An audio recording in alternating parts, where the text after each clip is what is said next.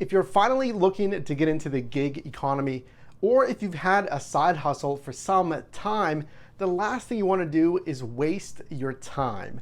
That's why in this video, I'm giving you 6 things I wish I never did in the gig economy.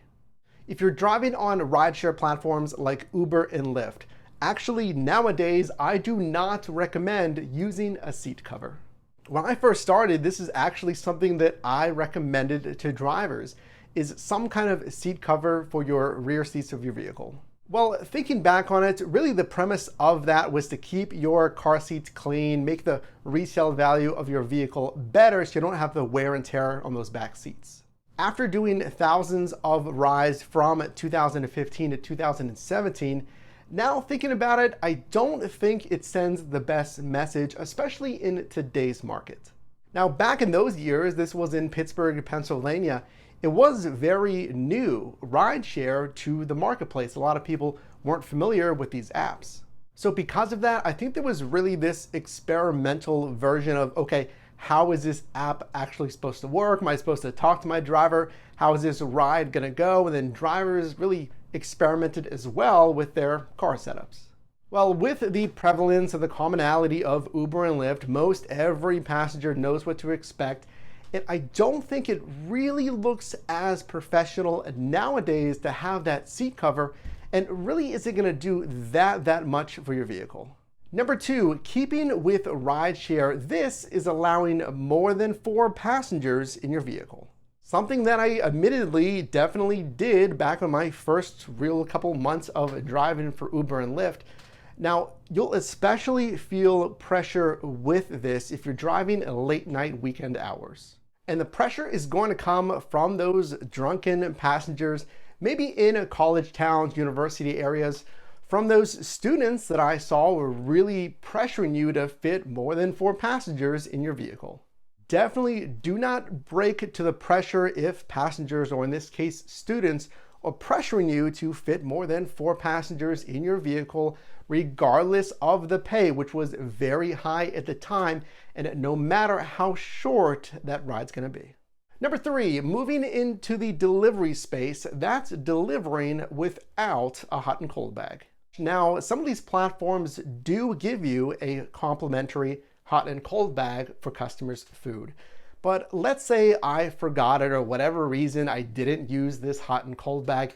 It really looks unprofessional and unprepared if you don't have a bag for the customer's order. So if you're driving on a platform that is not giving you a free hot and cold bag, absolutely pick one up. They're not expensive. Check the links down below for a few recommendations. It's not going to cost you a lot, and it looks a lot more professional. Number 4, regardless of what industry or what niche you're driving in the gig economy, you must do this. And one of my regrets back in the day was not driving with a dash cam. A dash cam, it can be a higher investment, at least up front. Now, it doesn't have to be, but when you're looking for a quality dash cam, I would recommend paying a little bit more, because let's say you do have an incident on the road. What you're really looking for is a quality dash cam that's going to capture license plates. And if you go low budget and if you get a dash camera, but it's not going to do you any good in these circumstances because you can't see the license plate, it's not worth it. Number 5 is just not taking action and building different options in this side hustle gig economy.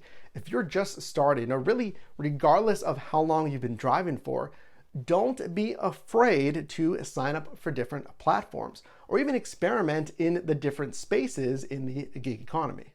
For instance, if you're driving for delivery, make sure to sign up for DoorDash, and then sign up for Uber Eats, Grubhub, Postmates, any other platforms out there, because let's say one goes down, and there have been circumstances where multiple apps have gone down. You want to have a backup system for yourself. If you're going to be out on the road anyway, you don't want to be stonewalled and not be able to make any money because you don't have an app that can go online. We're going to make a pivot here and look at the Lime scooter platform. Now, I had experience here in San Diego charging Lime scooters, and of course you can make money doing so. But one regret that I had was not protecting the inside of my vehicle. I was using a hatchback at the time. This wasn't a truck or a van. So if you're interested in charging scooters, whether that be Bird scooters or Lime or a different platform, make sure to protect the inside of your vehicle. If you're not using something that you don't care about, just throwing equipment in there, use some kind of liner or some kind of mats, protect the inside of your car.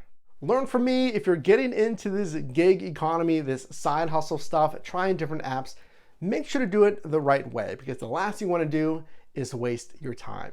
So if you've enjoyed this video, consider leaving a like, click or tap the screen now to see my most recent video, as well as a video recommended for you, and I'll see you in the next one.